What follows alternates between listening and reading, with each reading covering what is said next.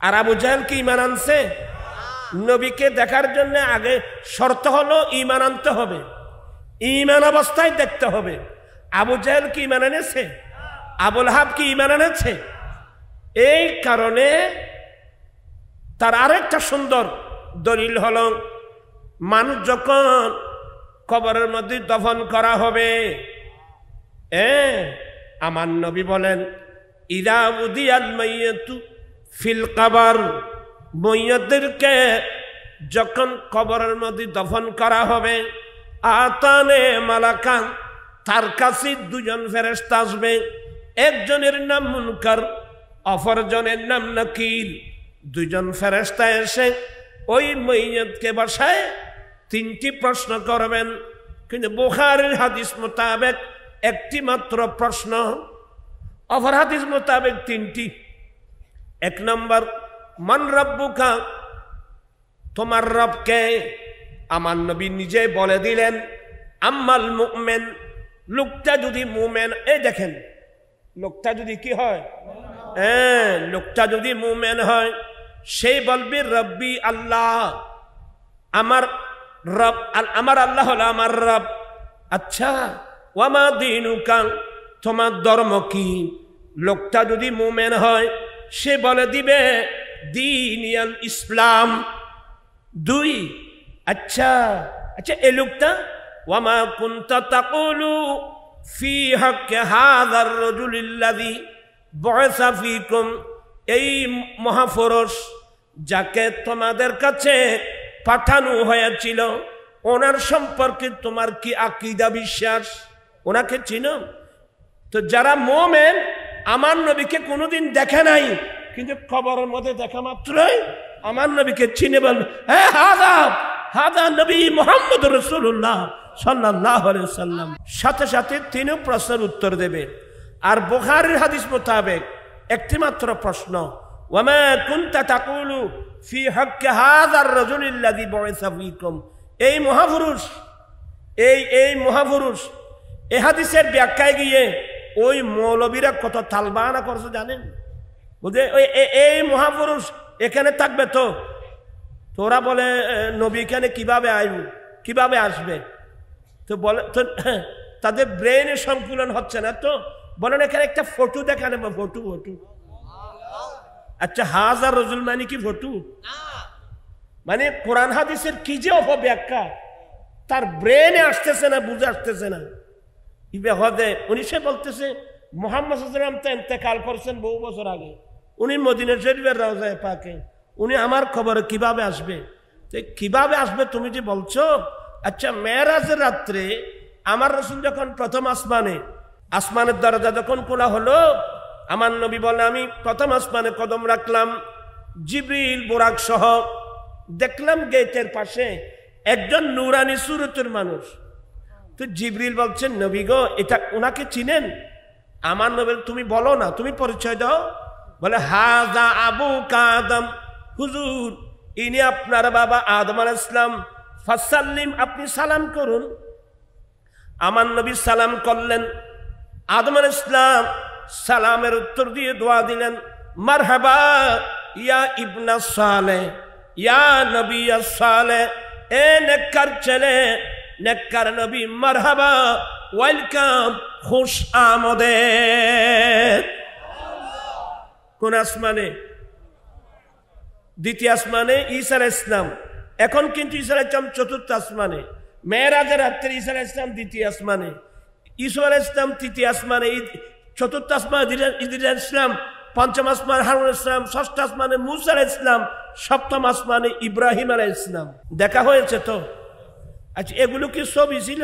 আচ্ছা, এই জমিন থেকে আসমানের দূরত্ব কত? 500 বছরের দূরত্ব। তো আদম আলাইহিস সালাম ইন্তেকালের হাজার হাজার বছর পরে যদি প্রথম আসমান 500 বছরের দূরত্বে প্রথম আসমানে গেলেন, এটা নিয়ে তো কারো কোনো দ্বিধাদ্বন্দ্ব নেই। নবীদের কোনো দ্বিধাদ্বন্দ্ব আছে? তো উপরের দিকে যাওয়া কঠিন না নিচের দিকে আসা কঠিন? কিন্তু আমার নবী মদিনা শরীফ থেকে মাত্র 6-7 হাজার মাইল দূরে বাংলাদেশে কবরস্থানে আসলে এখানে সমস্যাটা কোথায়? তাহলে বুঝতে হবে আল্লাহ আম্বিয়া ইকরামদেরকে সেই নবুয়তের পাওয়ার, আল্লাহ নবীদেরকে শেষ শক্তি দান করেছেন। সুবহানাল্লাহ। তা আমি এই হাদিসটা এই জন্য আনলাম, তো মুমিন হলে নবীকে চিনবে। এবার আমার নবী বলেন ওয়া আম্মাল কাফিরু আবিল মুনাফিক, যে মৌলবী আবু জাহেলকে নবী দেখছে বলছে, এই প্রশ্নটা কবরে আবু জাহেলকেও করা হয়েছে। কাফের মুশরিক বিধর্মীদেরকে বলা হবে, কি বলবে? আমার নবী বলেন আম্মাল কাফের আবিল মুনাফিক, মাইয়িত যদি কাফের হয় অথবা মুনাফিক হয়, তার কাছে প্রশ্ন করা হবে মান রব্বুকা, এ তোমার রবকে? সে কি বলবে? হা হা লা আদিরি, হ্যাঁ হ্যাঁ আমি তো জানি না। আচ্ছা ওয়ামা দীনুকা, তোমার ধর্ম কি? কি বলবে? হা হা লা। অথচ সে দুনিয়াতে হিন্দু ছিল, বৌদ্ধ ছিল, জুম্মা ছিল, চাকমা ছিল, ইহুদি ছিল, নাসারা ছিল, তারা তো একটা ধর্ম দাবি করত, কিন্তু খবরের মধ্যে প্রশ্ন করলে উত্তর দিতে পারবে? কি বলবে? হা হা লা আদিরি। আচ্ছা ইনাকে চিনো? বলে হা হা লা আদিরি। এ আবু জেহেলকে বলছে, আবু লাহাব বলছে, এ ইনাকে চিনো? এ মৌলবী যে বলল যে আবু জেহেল তো নবীকে দেখছে, তো আবু জেহেলের নবীকে দেখলে কবরের মধ্যে চিনতেছে না কেন? কথা বুঝতেছে না মনে হয়? সে বলবে আমি জানি না। আচ্ছা কি বলতে দুনিয়ায়? বলে আকলু মাই আকলু না, সিদ্ধ অন্যান্য মানুষ ওনাকে যেটা বলতো আমিও। তাহলে স্পষ্ট হয়ে গেল আবু জেহেল, আবু লাহাব, উতবা, সাইবা, ওয়ালিদ বিন মুগীরা ওরা আমার নবীকে কোনোদিন দেখেও নাই। দেখে নেই মানে কারণ তাদের সামনেও কুফরির পর্দা, পিছনে কুফরির ওয়াল, চোখের মধ্যে কুফরির পর্দা। আল্লাহ বলেন ফাহুম লা ইউবসিরুন, এরা তো দেখবে না। আল্লাহর কোরআনে বলে এরা দেখবে না। মৌলবী বলতেছে আবু জেহেল তো নবীকে দেখছে। এই মৌলবীরা লেখাপড়া কতটুকু বুঝতে পারছেন? নিজের জীবনকে ধোঁকা দিয়েছেন, জাতিকে ধোঁকা দিচ্ছে। আল্লাহ সবাইকে হেদায়েত নসিব করুক। আচ্ছা এই কথাটা তার মুখ দিয়ে কিভাবে আসলো? আবু জেহেল তো নবীকে দেখছে, আবু লাহাব তো নবীকে দেখছে, অথচ আল্লাহর কোরআনে বলছেন মিন বাইনি আইদিহিম সাদ্দান ওয়া মিন খালফিহিম সাদ্দান ফাআগশাইনাহুম ফাহুম লা ইউবসিরুন। এদের সামনেও কুফরির ওয়াল, পিছনেও কুফরির ওয়াল, চোখের মধ্যে কুফরির পর্দা, অতএব এরা কোনোদিন দেখবে না। তো এই জ্ঞানও তো এই মৌলবীর নেই। সে বুঝাসতেছে না যে নবীকে দেখলে, আর নবীকে দেখলে মানে মুমিন ঈমান অবস্থায় নবীকে দেখবে। ঈমান অবস্থায় যারা নবীকে দেখবে, নবীর সোহবত পাবে। আমার রাসূল আমরা বলিত নাই লা তামুসুন নারু মান রাআনি আও রাআ মান রাআনি। যেই ব্যক্তি ঈমান আনা অবস্থায় আমি নবীকে দেখবে, আমার সোহবত পাবে, সে জাহান্নামের আগুন তাকে স্পর্শ করতে পারবে না। আরে শুধু আমি নবী নয়, আমি নবীকে ঈমান অবস্থায় যারা দেখছে, এদেরকে দেখলেও তাদের শরীর জাহান্নামের আগুন স্পর্শ করতে পারবে না। আর এ কথাগুলো কি কাল্পনিক না সবগুলো কোরআন হাদিস? আজকালকার ফেসবুক একটা বের হয়েছে, কি বলতেছে না বলতেছে। আল্লাহ তারপরে দোয়া করব আলেমদের খেদমতে আমার বিনয়ের সাথে অনুরোধ থাকবে, আগে ভালো ওস্তাদের কাছে গিয়ে লেখাপড়া করো। ভালো ওস্তাদের কাছে লেখাপড়া করো, কিতাব সম্পর্কে আইডিয়া। বাবা সওদাগরি করতে দোকানের মধ্যে কুম লাগবে, দোকানের মধ্যে কি লাগবে? আগে কুম দিতে হবে। কুম ছাড়া সওদাগরি করতে গেলে সমস্যা হয়ে যাবে। আল্লাহ সবাইকে এই কথাগুলো বুঝার তৌফিক দান করুক। বিসমিল্লাহির রাহমানির রাহিম। ইন্নাল্লাযীনা ইউযুনাল্লাহা ওয়া রাসূলাহু লা'নাহুমুল্লাহু ফিদ দুনিয়া ওয়াল আখিরাহ ওয়া আ'আদ্দা লাহুম আযাবাম মুহিনা। আমি আস্তে আস্তে বলছি, কোন সমস্যা হচ্ছে? আসলে অসুস্থ।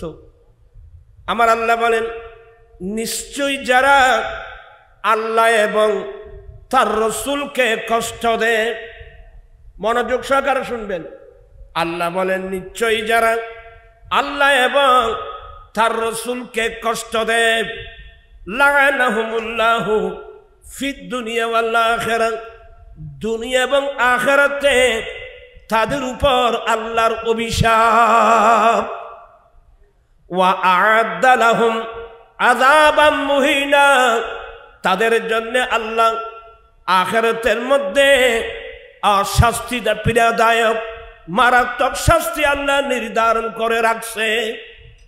যারা আল্লাহ এবং রসুলকে কি দেয়? আরো জোরে বলেন না বাবা। যারা আল্লাহ এবং রসুলকে কি দেয়? এই আয়াতের একটা ব্যাপক সাবজেক্ট, আমি এতগুলো দূরে যাব না। একজন কি বলল যে রোজা, এবং যারা এই কথাগুলো বলছেন অতি শীঘ্রই তাড়াতাড়ি তওবা করে নেন। রোজা এবং পূজা বলে তুমি আল্লাহ কুদরতের অন্তরে আঘাত দিয়েছ, আমার নবীর নবুয়তের অন্তরের মধ্যে তুমি আঘাত দিয়েছ। হুজুর কিভাবে? এবার আমি আপনাদের কি বুখারীর হাদিস শোনাবো। একদিন কিতাবুস সালাতের মধ্যে ইমাম বুখারী এই হাদিসগুলো নকল করেছেন।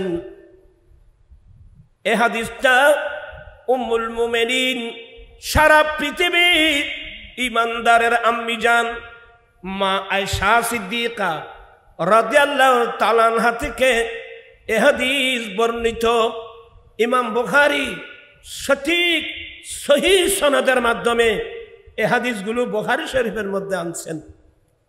যুকেরা ইনদাহা, মা আয়েশা সিদ্দিকার সামনে আলোচনা হচ্ছিল।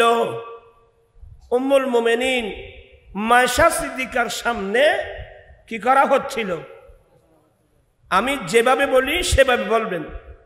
মা আয়েশা সিদ্দিকার সামনে আলোচনা হচ্ছিল, আলোচনা চলছিল। কি আলোচনা? কোন নামাজের সামনে দিয়ে যদি আল কেলাব ওয়াল হেমার ওয়াল মারআহ, কোন নামাজি মানুষের সামনে দিয়ে কুকুর, গাধা এবং মহিলা হেঁটে যাবে, এদের কারণে নামাজ নষ্ট হবে। এর রিওয়ায়াত, এই হাদিসের মধ্যে কি আছে? কুকুর, আল কেলাব ওয়াল হেমার ওয়াল মারআহ, কুকুর, গাধা এবং মহিলা। আপনারা আমার মুখে মুখে বলেন, কুকুর, গাধা এবং মহিলা, এরা যদি হেঁটে যায় নামাজি মানুষের নামাজ কি হবে? এই ধরনের একটা রিওয়ায়াত। এটা কিন্তু হয়ে গেছে, মনসুখ হয়ে গেছে আমার ভাইয়েরা। কিন্তু এই রিওয়ায়াতটা বুখারীতে আছে। মা আয়েশার সামনে আলোচনা হচ্ছে যে কোন নামাজের সামনে দিয়ে যদি কুকুর, গাধা এবং মহিলা, কুকুর, গাধা এবং মহিলা, এই কথা বলা মাত্রই মা আয়েশা সিদ্দিকার অন্তরের মধ্যে এমন আঘাত আসলো, আতাশবাহুনা আতাদিলুনা বিল হুমুরি ওয়াল কিলাব। এই কি বলছো? কুকুর, গাধা এবং মহিলা, আমরা মেয়েদেরকে কুকুর এবং গাধার সমান করলো? আমি সবার দৃষ্টি আকর্ষণ করছি, কোরআন হাদিস বুঝতে অনেক এলম লাগবে। মা আয়েশা সিদ্দিকার অন্তরের মধ্যে কি এসে গেল? আঘাত এসে গেল। কি বলছে শুধু আগে বাক্যটা শুনেন, কুকুর গাদা এবং মহিলা। এই কুকুর গাদার সঙ্গে এবং মহিলা বলার সাথে সাথে মায়েশা রেগে গেল, তোমরা আমাদেরকে, আমরা মেয়েদেরকে কুকুর গাদার সমান করলা। এবার আপনারা বিচার করুন, কুকুর গাদার সঙ্গে মহিলার নাম নিতেই যদি মায়েশার অন্তরে আঘাত আসে, যেই ব্যক্তিটা রোজার সাথে পূজার কথা সমান করলো, রোজার সাথে কি বললো, রোজার সাথে পূজা বললো, রোজা আর পূজা একসাথে বললো। এবার বলতে পারেন আল্লাহর কুদরতের অন্তরে, আমার নবীর নবুয়তের অন্তরে কত বড় আঘাত আসছে। কেন আঘাত দিলে তুমি? তোমার কাছে যে জ্ঞান নাই, মুখ একটা আছে, ফটফট কথা বলবেন না, বুঝে সুঝে কথা বলতে হবে। মায়াশা বলছেন যে, ওই যে উনার বলা হচ্ছে যে কুকুর গাদা এবং মহিলা, সাথে সাথে মায়াশার অন্তর আঘাত এসে গেল, তোমরা আমাদের মেয়েদেরকে কুকুর এবং গাদার সমান করলা, কুকুর এবং গাদার বরাবর বললা। ওয়াল্লাহ, আমি আয়েশা আল্লাহর কসম করে বলছি, আমার দয়াল নবী আমার রুমের মধ্যে নামাজ পড়তেন, এটা কিন্তু তাহাজ্জুদের নামাজ। আমার নবী, আমি আয়েশার রুমে নামাজ পড়তেন, তখন আমি আয়েশা নবী এবং কিবলার মাঝখানে পায়ের উপর আমি শুয়ে থাকতাম। আর তুমি বলতেছো যে কুকুর গাদা এবং মহিলা, আরে আমার স্বয়ং আমার রুমে আমি আয়েশা বিছানার মধ্যে শুয়ে আছি, আমি আয়েশা কিবলা এবং নবীর মাঝখানে আমি পায়ের মধ্যে শুয়ে আছি, নবী নামাজ পড়তেছেন, আর তুমি বলতেছো কুকুর গাদা এবং মহিলা হেঁটে গেলে নামাজ। এখান থেকে আমি আপনাদেরকে স্পষ্ট দেখাই দিলাম, কুকুর গাদা এবং মহিলা বলার কারণে মায়েশার অন্তরের মধ্যে এমন আঘাত আসলো যে তোমরা আমাদেরকে, আমরা মেয়েদেরকে কুকুর এবং গাদার সমান করলা। এই হাদিসের আলোকে ওই সমস্ত মানুষকে বলছি যারা রোজার সাথে কি বলে, তুমি রোজার সাথে পূজা বলছো, রোজার সাথে পূজাকে সমান করলা, রোজার সাথে পূজাকে সমান করলা। রোজা হলো আল্লাহর ইবাদত, পূজা হলো শিরক, ঈমান আর শিরক সমান করলা। তোমার ঈমান ক্যান্সেল, তোমাকে তওবা করতে হবে, নবতম তোমার এই মুখ দিয়ে মৃত্যুর সময় কলমা আসবে না। কেন তুমি এত বড় বেয়াদবি করলা? রোজা এবং পূজা এনে মুখ দিয়ে যা আছে তা বলতেছে, আপনি রোজার সাথে পূজাকে সমান কেন করলেন, একসাথে কেন বললেন? ওই হাদিসটা তো পড়েন নাই। কুকুর এবং গাদার সঙ্গে মায়েশার নাম নেয় নাই, শুধু মহিলার কথা বলছেন। মায়েশা বলে আমি তো একজন মহিলা, তোমরা কুকুর এবং গাদার সাথে আমাদেরকে সমান করলা। অন্তরের মধ্যে আঘাত আসছে। এবারে এই হাদিসের আলোকে আমি আপনাদেরকে বোঝাতে চাচ্ছি, যারা রোজার সাথে পূজার কথা বলছে, আল্লাহর কুদরতের অন্তরে আঘাত আসবে কিনা, নবীর নবুয়তের অন্তরের মধ্যে আঘাত আসবে কিনা। যারা বলছো না বুঝে বলে থাকলে তাড়াতাড়ি তওবা করো, তওবা যদি না করো তোমাকে বেঈমান হয়ে তোমাকে মরতে হবে। কথাবার্তা বলতে সতর্কতার সাথে বলতে হবে। তোমার কাছে কোরআন সুন্নাহর কি জ্ঞান আছে আমাকে বলেন তো? রোজা হলো ইবাদত, পূজা হলো শিরক। কথা বলছেন কেন? রোজা হলো ইবাদত। আসলে এরা এই যে অ্যাক্সিডেন্ট করতেছে, যেখানে আমাদের ধর্ম বিষয়ক ধর্ম উপদেষ্টা হিন্দুদের পূজার মধ্যে যায়। এই আরো নিজে কি বলে, আমি প্রত্যেক ধর্মের উপদেষ্টা। উনি নাকি প্রত্যেক ধর্মের উপদেষ্টা। হুজুর আপনাকে ধন্যবাদ। আমাদের দেশের আমাদের মুসলমান উপদেষ্টাতে বুঝলাম, আপনি যদি প্রত্যেক ধর্মের উপদেষ্টা হন তো পূজাতে গিয়ে ওদেরকে কি উপদেশ দিয়ে এসেছেন, তোমরা পূজা ভালো করে করো, এটা উপদেশ দিয়ে আসছেন?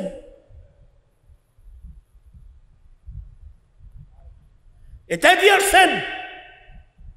তো পূজার মধ্যে যখন আমাদের হুজুররা ইসলামী দল, কোন দল? ইসলামী দল বলে, এখন হিন্দুদের কোথায় গেল? পূজায় গেল। তখন ওই লোকটা যেটার রোজার পূজার কথা বলছে, এরাই তো মিসগাইড করলো, এদের কারণে তো সে মিসগাইড হলো। কিন্তু রোজার সাথে পূজার কথা বললে যে আল্লাহর কুদরতের অন্তরে আঘাত আসবে, আমার রসুলের নবুয়তের অন্তরের মধ্যে আঘাত আসবে, সেই লেখাপড়া তো এ করে নাই। হিন্দু ফারা আমরাও যাই, যাব। বৌদ্ধ ফারা আমরা যাব। কখন যাব? ইসলাম সব কিছু নির্ধারণ করে দিয়েছেন।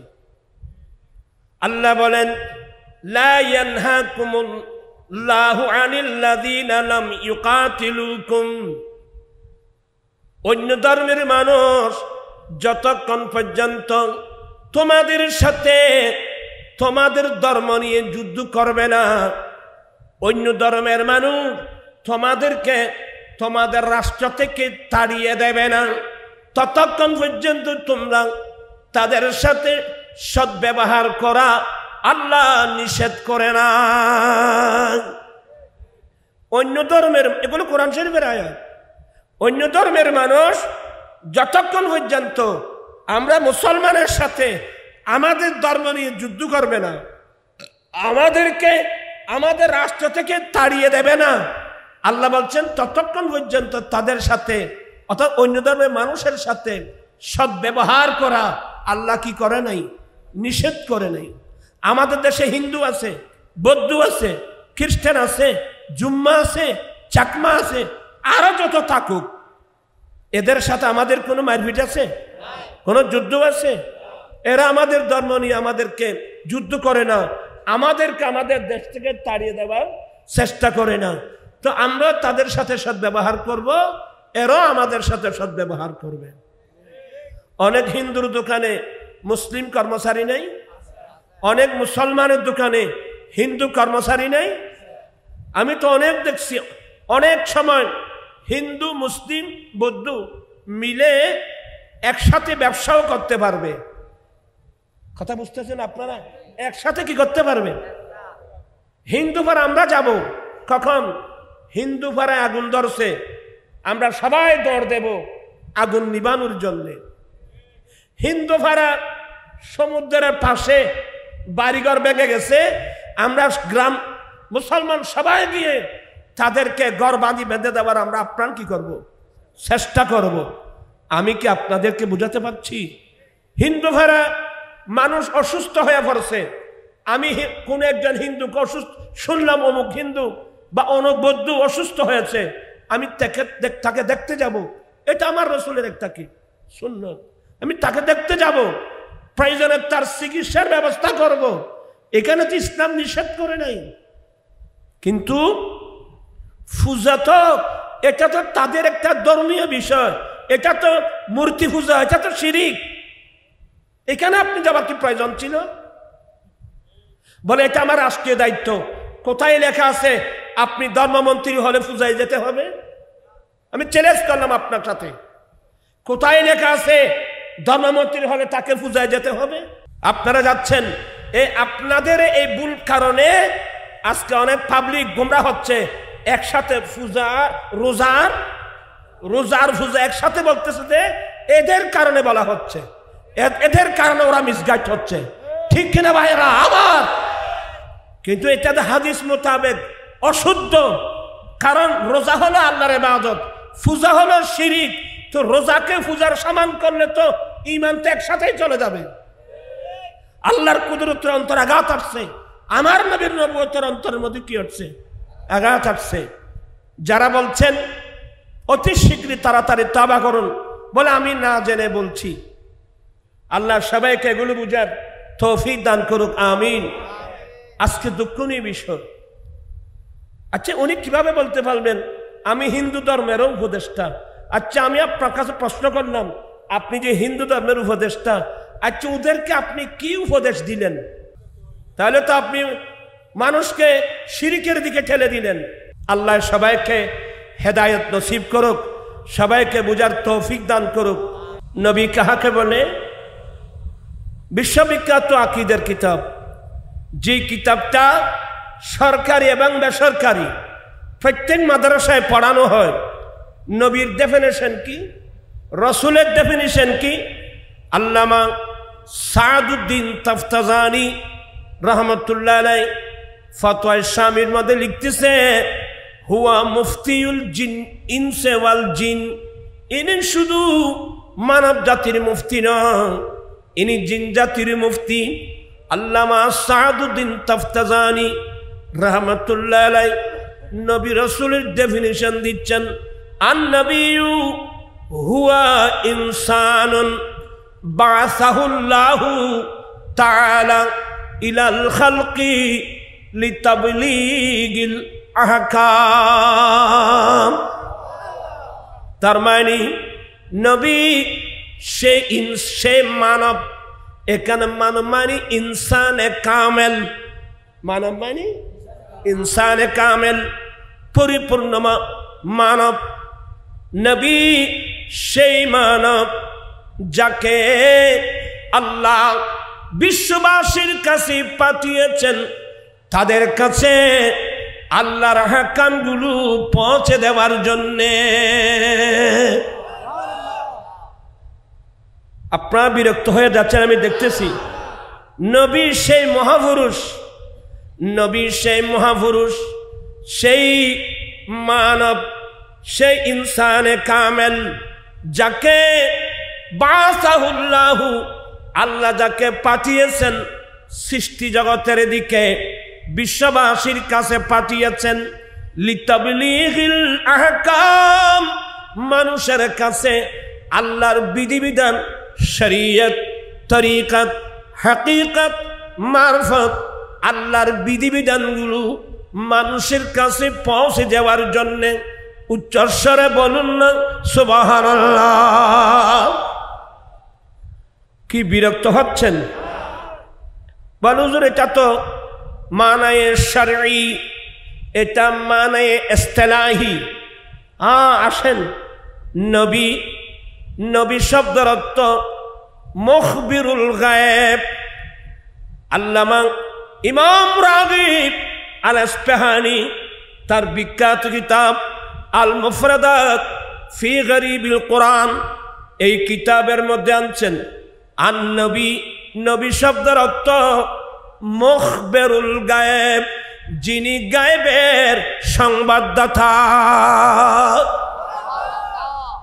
গায়েবের, আচ্ছা সাংবাদিক খোঁজাহারে এটারা কি গায়েবী সংবাদ দেছে না বাস্তব সংবাদ দেছে? আপনার কথা বুঝতেছেন না। সাংবাদিক কাকে বলে? আচ্ছা, সাংবাদিকের আরবি কি নবী? আমি ওই মৌলবীর কাছে জিজ্ঞাসা করবেন, বলে হুজুর সাংবাদিক শব্দের আরবি কি? বলে সাংবাদিক শব্দের আরবি নবী রাসূল। এ ধরনের কোন শব্দ আরবের কোন কিতাবের মধ্যে, লগাতের মধ্যে কি লেখা আছে? চাই দেখি, আপনি সাংবাদিক শব্দের আরবি করুন তো। আপনি যে নবী মানে সাংবাদিক বললেন, হ্যাঁ, নবী মানে মুখবিরুল গায়েব। মুখবিরুল গায়েব মানে যারা গায়েবের কি দাতা। একটু কষ্ট হচ্ছে আপনাদের, যিনি গায়েবের সংবাদদাতা। গায়েব মানে কি? আমার ভাইয়েরা, তাফসীরে বাইজাবি শরীফের মধ্যে আল্লামা নাসিরউদ্দিন বাইজাবি বলেন কি, আল্লাযীনা ইউমিনুনা বিল গায়েব। এই আয়াতের তাফসীরে গায়েবের ব্যাখ্যা দিচ্ছেন, ওয়াল মুরাদু বিল খাফিল্লাযী লা ইউদরিকুহুল হিসসু ওয়ালা ইয়াক্তাজিহি বাদাহাতুল আকাল। গায়েব মানে গায়েবের মুরাদ হলো এমন এমন সংবাদ, এমন খবর যেগুলো মানুষের পঞ্চ ইন্দ্রিয়ের বাইরে, যেগুলো মানুষের আকল বিবেকের বাইরে, যেগুলো পঞ্চ ইন্দ্রিয় দ্বারা মানুষ অনুভব করতে পারবে না, এটার নাম গায়েব। নবী শব্দের অর্থ হলো মুখবেরুল গায়েব, গাইবের অদৃশ্য জগতের সংবাদদাতা। কোন জগতের? অদৃশ্য জগতের। যেমন আল্লাহ এক, কারণ আল্লাহকে আমরা বলি লা ইলাহা ইল্লাল্লাহ, আল্লাহ ছাড়া কোনো ইলাহা নাই, আল্লাহ ছাড়া কোনো মাবুদ নাই। কিন্তু আমরা কোনোদিন দেখছি? আমার আল্লাহ কোরআনে বলছেন, আমার রাসূল বলছেন, আমার নবী বলছেন। যেমন আল্লাহ কোরআনে বলছেন, কুল হুয়াল্লাহু আহাদ আল্লাহুস সামাদ লাম ইয়ালিদ ওয়া লাম ইউলাদ ওয়া লাম ইয়াকুল লাহু কুফুয়ান আহাদ। আল্লাহ এক, আল্লাহ একক, আল্লাহ কারো মুখাপিক কিনা, আল্লাহ থেকে কেউ জন্ম নেয় নাই, আল্লাহ তার থেকে জন্মগ্রহণ করে নাই, আল্লাহর সমকক্ষ কেউ নাই। এই যে গায়বী সংবাদ, জান্নাত জাহান্নাম, ফুলসিরাত, কিয়ামত। জান্নাত আমরা কোনোদিন দেখি নাই, জাহান্নাম কোনোদিন দেখি নাই, কবর আযাব কোনোদিন দেখি নাই, ফুলসিরাত চোখে দেখি নাই। কিন্তু আমার নবী সংবাদ দিয়েছেন, আমার নবী খবর দিয়েছেন, এটাকে গায়বী সংবাদ বলে। মুখবেরুল গায়েব, নবী শব্দের অর্থ হলো মুখবেরুল গায়েব, গায়েবের সংবাদদাতা।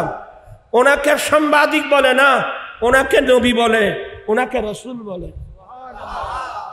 অতএব না জেনে না শুনে ফট করে একটা কথা বললে আল্লাহ জিহ্বা কেটে ফেলবে। আপনাদের জন্য সহজ হবে, ওনাকে বলবেন যে হুজুর আপনি তো বড় হুজুর, ফেসবুক খুব গরম করে রাখছেন, যে সাংবাদিকের আরবিটা কি, এটা বললে একেবারে সহজ হয়ে যাবে। আপনারা যারা স্কুলের ছাত্র, কলেজের ছাত্র, ইউনিভার্সিটির ছাত্র, আপনাদেরকে শিখাই দিচ্ছি, ওনাকে জিজ্ঞাসা করবেন যে হুজুর সাংবাদিকের আরবি কি, সাংবাদিককে আরবিতে কি বলা হয়? সাংবাদিককে আরবিতে নবী বলা হয়, রাসূল বলা হয়। তা আপনি কেন নবীকে সাংবাদিক বললেন? ফতোয়া আলমগীরি পড়েন, ফতোয়ার কিতাব তো চোখে দেখানো নাই, ভালো করে লেখাপড়া করেন। এগুলো কুফরি। এটা নবীকে, রাসূল কারীম ইসলামের শানে সাংবাদিক শব্দ ব্যবহার করা, এটা রাসূলের সম্মানকে খাটো করা। ঠিক কিনা ভাইয়েরা আমার? আরে সাংবাদিকের আরবিটা কি, এটা জিজ্ঞাসা করলে হয়ে যাবে তো। সাংবাদিক আরবি সাহাফি বলে, আপনারা তো আরবি এগুলো শোনানো নাই। কোন সাংবাদিককে কি নবী বলে? কোন সাংবাদিককে রাসূল বলে? তো তুমি খামখা কেন নবী মানি সাংবাদিক বল না? এটা কি দুষ করেছেন এটা বুঝার জ্ঞান আপনার কাছে নেই। শানে মুস্তাফার উপর কত বড় আঘাত করেছেন এই জ্ঞানও কিন্তু আপনার কাছে নাই।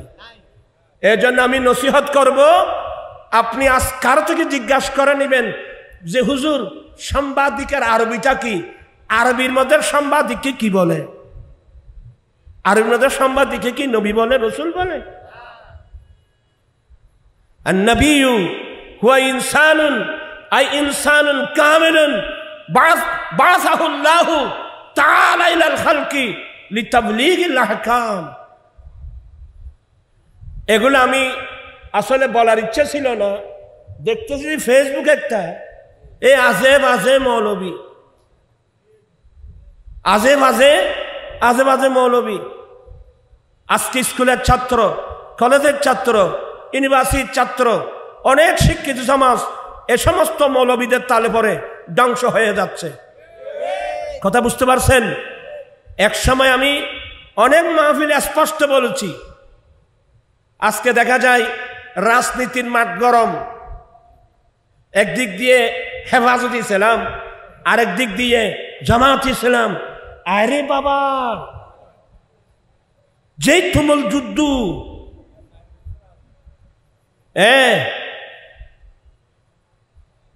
এগুলোর দ্বারা কি ইসলামের লাভ হচ্ছে না ইসলামের ক্ষতি হচ্ছে? তবে আমি কিন্তু পরামর্শ দিয়েছিলাম আমি পরামর্শ ও ওই গেছি তোমার জীবের ওয়াজ নিবেন না ইস্যু নারায়ে তাকবীর নারায়ে রিসালাত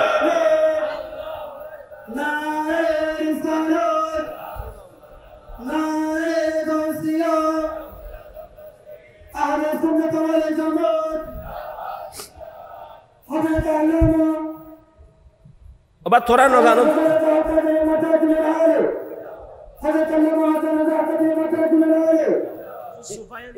সোফাইন দা শোনা আর তো মুসল্লার দিকে যাবে সোফা সোফা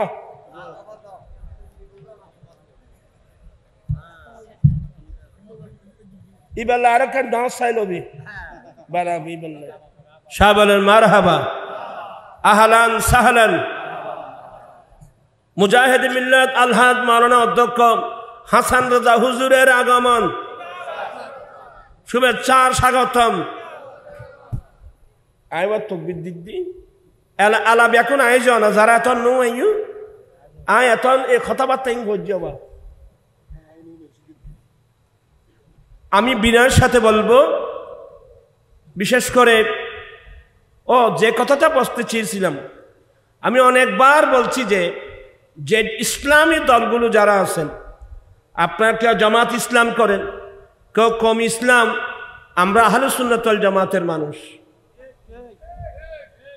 এই মুহূর্তের মধ্যে সমস্ত ইসলামী দলগুলো একটা প্ল্যাটফর্মে আসা দরকার তবে কিভাবে আসবে আসতে বললে হবে না আমি অনেকবার বলছি অনৈক্যের কারণগুলো চিহ্নিত করা হোক যেমন এই যে কওমি লাইনের যারা আছে এরাও একেবারে জামাতের বিরুদ্ধে আছে তো আরে দেওবন্দ মাদ্রাসা থেকে এই আবুল আলা মওদুদির বিরুদ্ধে 111টা কুফরি ফতোয়া আছে দেওবন্দ মাদ্রাসা থেকে আহলে সুন্নাত ওয়াল জামাতের পক্ষ থেকেও এর বিরুদ্ধে অনেক কিতাব লেখা হয়েছে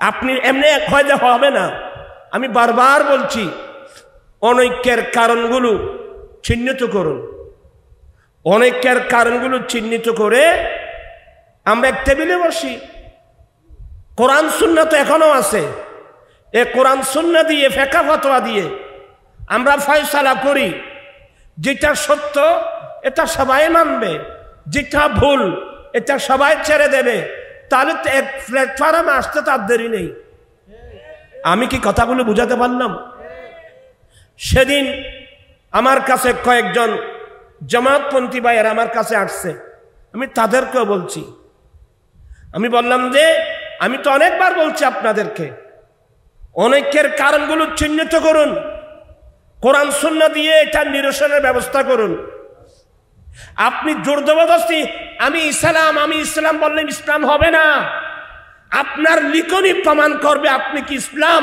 না আপনি বানাওটি ইসলাম আপনার লিখনই প্রমাণ করবে তো আমার তো অভ্যাস নাই আমি তো কাউকে বড় শব্দ বলি না আমার যতটুকু সম্ভব আমি বলছি যে অনৈক্যের কারণগুলো কি করুন চিহ্নিত করুন চিহ্নিত করে আমরা এক টেবিলে বসে কোরআন সুন্নাহ দিয়ে ফয়সালা করি যেটা শুদ্ধ সবাই মানবে যেটা অশুদ্ধ সবাই ছেড়ে দেবে সবাই তো এক প্ল্যাটফর্মে আসতে আর কোনো দেরি আছে আসলে এদের মধ্যে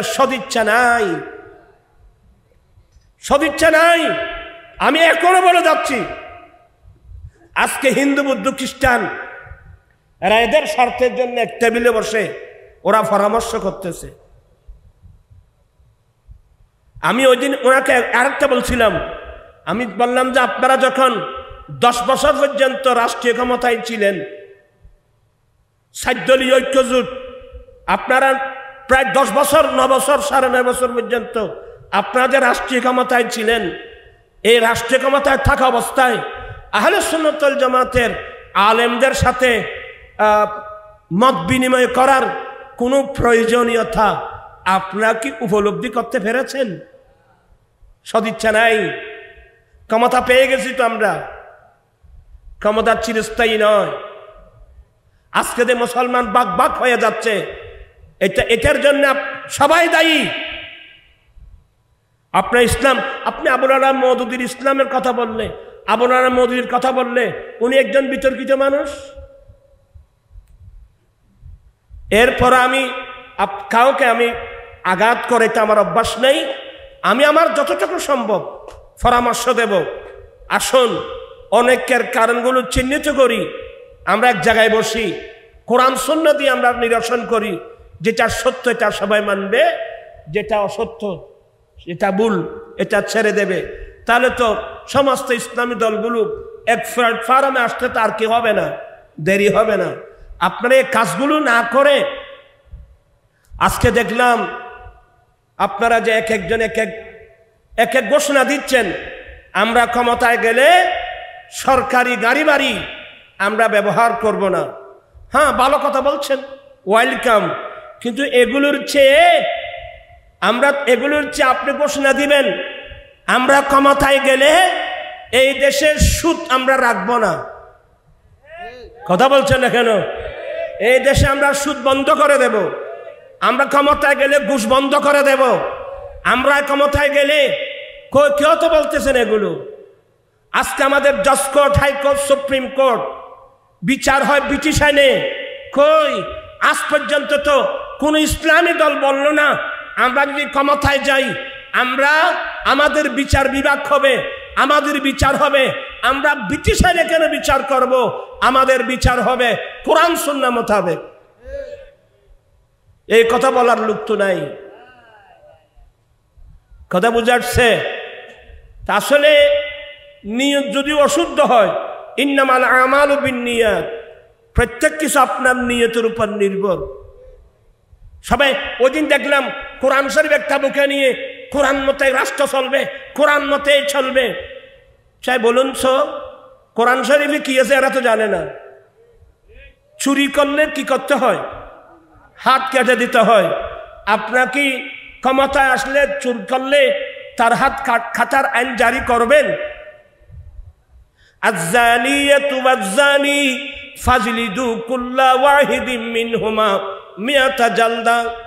মহিলা পুরুষ চুর, মহিলা চুরি করলে তার হাত কেটে দেওয়া। মহিলা ব্যভিচারী, ব্যভিচারিণী, পুরুষ ব্যভিচার। আয-যানিয়াতু ওয়াজ-যানি ফাজলিদু কুল্লা ওয়াহিদিম মিনহুমা মিয়াতা জালদা। ব্যভিচারিণী মহিলা, ব্যভিচারী পুরুষ ব্যভিচার করলে আল্লাহ বলেন তাদেরকে 100 দর্রা মারো। তো আপনারা ক্ষমতায় গেলে আল্লাহর এই আইনটা কি জারি করবেন?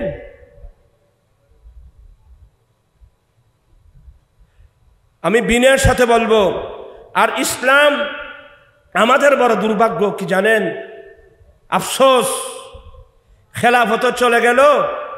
আজকে মুসলিম বিশ্বে ইসলামের পক্ষে নেতৃত্ব দেওয়ার মতো একজন ব্যক্তি নাই। আমরা নেতৃত্ব শূন্য। কথা বলছেন না কেন? আমরা নেতৃত্ব শূন্য। কিন্তু কি এখন যেগুলো দেখতেছি, ইসলামী দলের আমির হয়তো মাস্টার, হয়তো ডাক্তার, হয়তো প্রফেসর। এটা শুদ্ধ আছে? তা আমি এগুলো বললে আপনারা মনে কষ্ট আনবেন। হ্যাঁ, ইসলামী দল বললে সত্যিকার ইসলামী দল হতে হবে। ইসলামী দলের আমির থাকবে জামানার ফাক্কা একজন বড় মুহাদ্দিস, বড় মুফতি, যার কাছে কোরআন সুন্নাহর কি আছে। আপনি ডাক্তার মাস্টার দিয়ে কি আপনি ইসলামী হুকুমত চালাতে পারবেন? আগে এগুলো ঠিক করেন। আল্লাহ সবাইকে এগুলো বোঝার তৌফিক দান করুক। আসলে অনেক কথা আসে। আসলে আমাদের বড় দুর্ভাগ্য, আজ গোটা পৃথিবীতে ইসলামের পক্ষে, মুসলমানের পক্ষে একজন বড় আলেম নেতৃত্ব দিয়ে ইসলামের জাহাজকে নিয়ে যাবে, এখন মানুষ তো আমরা পাচ্ছি না বাবা। আমাদের বড় দুর্ভাগ্য। আর পাবো কোথায়? আপনারাতে ভালো ভালো ছাত্রগুলো সবাই স্কুল কলেজে চলে গেছে। আজকে যে আমাদের বর্তমান বাংলাদেশ সরকারের যিনি এখন কিসের প্রধান উপদেষ্টা, ডক্টর ইউনূস মহোদয়, হ্যাঁ, আসছে গোটা বিশ্বের মধ্যে ওনার একটা পরিচিতি আছে, আন্তর্জাতিক লবিন ভালো, কিন্তু উনি যদি আজকে বড় একজন আলেম হতো, কথা বলছেন কেন, উনি একজন যদি আজকে বড় আলেম হতো, আজকে আমরা বড় দুর্ভাগ্য, বড় একজন ভালো একজন আলেম পাওয়া যাচ্ছে না সুন্নিয়ত আর ইসলামের নেতৃত্ব দেওয়ার জন্যে। আর যারা নেতৃত্বের মধ্যে আসছে, যারা কথাবার্তা বলতেছে, দেখতেছে এগুলো এলোমেলো, কোরআন সুন্নাহর সাথে তার কোনো কি নেই, কোনো মিল নেই। আল্লাহর কাছে দোয়া করব, জানি না দুনিয়াতে থাকতেই আমরা আসি কয়দিন, অনেকদিন বুঝাইছি মানুষকে বোঝানোর জন্যে। আজকে আমাদের জন্য বড় দুর্ভাগ্য, আজকে সাহস করে বলতে পারছি না আমরা ক্ষমতায় গেলে জজকোর্ট, হাইকোর্ট, সুপ্রিম কোর্ট যে বিচার হচ্ছে এগুলা ব্রিটিশ আইনে বিচার হচ্ছে, আমরা মুসলিম, আমরা ব্রিটিশ আইনে কেন বিচার করব? আমরা কোরআন সুন্নাহ মোতাবেক বিচার করব। এটা তো কোরআন সুন্নাহ বিরোধী। ইত্তাখাযান নাসু রুউসান জুহালা ফাসইলু ফাফতু বিগাইরি ইলমিন। যখন হক্কানি রব্বানি আলেম থাকবে না, আল্লাহ দ্বীনের ইলম উঠাই নেবে। কিভাবে? ইল্লা বিকাবদিল উলামা। হক্কানি রব্বানি আলেম মারা গেলে তাদের কলমের মধ্যে করে আল্লাহ ইলমে দ্বীন উঠাই নেবে। তো হবে কি? হবে কি? ইত্তাখাযান নাসু রুউসান জুহালা। মানুষ কোরআন হাদিস এর জ্ঞান নাই, এমন মানুষকে আমির বানাবে, এমন মানুষকে মুফতি বানাবে, এমন মানুষকে আমির বানাবে। ফাসইলু, কোন একটা মসলা জিজ্ঞাসা করলে, ফাফতু বিগাইরি ইলমিন, সে যখন আমির, সে যখন মুফতি, সে যখন ইমাম, ওনার কাছে যখন প্রশ্ন করা হবে, ফাফতু বিগাইরি ইলমিন, এরা কোরআন সুন্নাহর জ্ঞান ছাড়া মন গড়া ফতোয়া দেবে। ফাদাল্লু ওয়া আদাল্লু, নিজে গুমরা হলো, জাতিকেও গুমরা করলো। আমি নবীর হাদিস শোনাচ্ছি বাবা আপনাদেরকে, আপনি আমার উপর রাগ করবেন না। তো আমরা বসে বসে আল্লাহর কাছে কাঁদছি, জানি না এই ইসলামের তরিকে সামনের দিকে নিয়ে যাওয়ার জন্য একজন বিজ্ঞ, বড় যোগ্য, উপযুক্ত বড় আলেম, যে যোগ্য নেতৃত্বের মাধ্যমে ইসলামের তরিকে সামনের দিকে এগিয়ে নিয়ে যাবে, এমন আলেমের আশায় আছি। আমার মনে হয়তো ঈসা আলাইহিস সালাম আসার আগ পর্যন্ত, ইমাম মাহদী আলাইহিস সালাম আসার আগ পর্যন্ত আমি পাবো কি না এটা আল্লাহ বেহতর জানে। আল্লাহর কাছে কেঁদে কেঁদে ফরিয়াদ করবেন, ওয়াজআলনা লিল মুত্তাকিনা ইমামা, ওয়াজআলনা লিল মুত্তাকিনা ইমামা, ওয়াজআলনা লিল মুত্তাকিনা ইমামা। ওয়া আখিরু দাওয়ানা আনিল হামদুলিল্লাহি রাব্বিল আলামিন। আজকে আমি আপনাদেরকে কিছু কথাবার্তা বললাম, মনে কি কষ্ট নিলেন? আল্লাহ সবাইকে হেদায়েত নসিব করুক। আমি সবাইকে, সমস্ত ইসলামী দল যারা আছেন, আপনারা যে খাদা চুরাচুরি করতেছেন, সদিচ্ছা থাকলে এক জায়গায় বসেন, এদের সমস্যাকে আপনারা তুলে ধরবেন, আপনারা এক জায়গায় বসে এটা নিরসন করেন। আজকে জাতি বিভ্রান্তি হচ্ছে। আল্লাহ পাক সবাই, আমি অনেকবার বলছি আহলে সুন্নাত ওয়াল জামাতের পক্ষ থেকে, এখনো বলে যাচ্ছি, ইসলামী যে দলগুলো আছেন আপনাদেরকে ধন্যবাদ, আপনাদেরকে মোবারকবাদ। মানুষ যখন মানব গড়া মতবাদের পিছনে ছুটছে, আপনারা কোরআন হাদিস বুকে নিয়েছেন, ধন্যবাদ। তবে কোরআন হাদিস এমনি মুখে বললে হবে না, আপনাদের যে লিখনি আছে, আপনাদের যে মুরব্বীরা যে লিখনিগুলি আছে, এগুলো তো কোরআন সুন্নাহ বিরোধী। তো কিভাবে বিরোধী? একসাথে বসেন, আলোচনা করুন, নিরসনের ব্যবস্থা করুন। এটা না করে এমনি চিল্লাচিল্লি করলে কোনো কাজে আসবে না। এখানে কেউ যৌতুক ছাড়া বিয়ে করতে চাইলে যদি পরিবার না মানে, আসলে এ ধরনের অনেক মানুষ আছে। আমি সবার কাছে বিনয়ের সাথে বলবো, আপনার ছেলে নবীর সুন্নাত মোতাবেক বিয়ে করতে চাচ্ছে, তাহলে এখানে তো মা বাবার আরো খুশি হওয়ার দরকার না? এ ফিতনা ফাসাদের যুগে আপনার ছেলেটা যৌতুক ছাড়া নবীর সুন্নাত মোতাবেক বিয়ে করতে চাচ্ছে, এখানে তো মা বাবা আরো খুশি হওয়া উচিত ছিল। দোয়া দেওয়া উচিত ছিল আমার ছেলে হয়েছে ছাত্রক, নিশ্চয় আমার ছেলের মধ্যে আল্লাহ আল্লাহ রসুলের মোহব্বত আছে, সেই যৌতুক আমরা নেব না। কিন্তু আসলে দুঃখনীয় বিষয়, অনেক জায়গায় কিন্তু মা বাপরাও কিন্তু ছেলের এটা মানতে রাজি না। এমন মা বাবা আমাদের বাংলাদেশে, এটা আনোয়ারা না, আনোয়ারা এক জায়গায় ছেলের আমাকে তো ভালোবাসে, করে দিস এখানে। একসময় একজন ছেলে বোধহয় ইন্টারমিডিয়েট পড়ে, তখন খুব মায়াবী ছেলে, আমাকে বেশি ভালোবাসে। তো সে কিন্তু চালাক, বলে যেখানে মাহফিল ওখানে তো আমি হুজুরের সাথে কথা বলতে পারবো না, একটু দূরে চলে যাই। আবার ড্রাইভার ফটিয়া রাশেদ ছিল, সে হাত মারল। তা আমার গাড়িতে যারা ছিল বলে না, এভাবে এখানে এভাবে হাত মারলে দাঁড়ানো কি হবে না, ঠিক হবে না। আমি বললাম না, দাঁড়াও আমি দেখি। যখন দাঁড়ালাম, আয়না নামাই দিলাম, দেখছি যে ছেলে তার চোখে funny top top top top করতেছে। কি বাবা? হুজুর আপনাকে অন্তর দিয়ে ভালোবাসি, আপনার লজিক ভিত্তিক আলোচনা আমাদেরকে মুগ্ধ করেছে। আমরা একজন না, আমরা অনেক আছি। আপনার নাম শুনলে আমরা পাগলের মতো ছুটে যাই। হুজুর আপনার কথা শুনে দাড়ি তো রাখলাম, তো আপনারাও তো বলছেন মা বাবার পায়ের নিচে আমরা ছেলেদের জান্নাত। ঠিক তো? বলে হুজুর আমার মা তো আমাকে দাড়ি রাখতে দিচ্ছে না। কি বলে? হুজুর আমার মা তো আমাকে দাড়ি রাখতে দিচ্ছে না, এখন আমি কি করতে পারি? তখন আমি তাকে বুঝলাম, বাবা তোমার মা বাবা যদি তোমাকে চুরি করতে বলে তুমি করতে পারবা? বলে না।